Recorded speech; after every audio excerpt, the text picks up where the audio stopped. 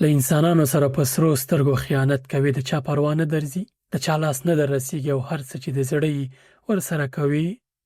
د الله پاک دا اخطار واوره: ومن یغلل یأتی بما غل یوم القیامه. څوک چې خیانت وکړي قیامت کې به له خپل خیانت سره حاضر شي. د الله په مقابل کې به ولاړې.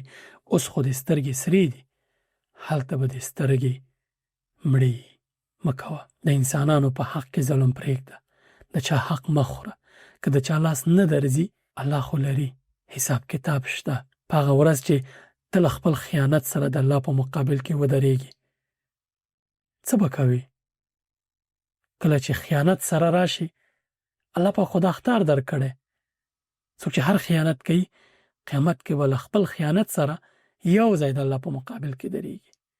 اوس خو به پټ کې، اوس خو د چا لاس نه دررسي، خو د الله نه به چېرته پټ شي. قیامت کې د ټولو خلکو په مخ کې رسوا شي، خاین ټاپه در باندې ولګي. ته غواړې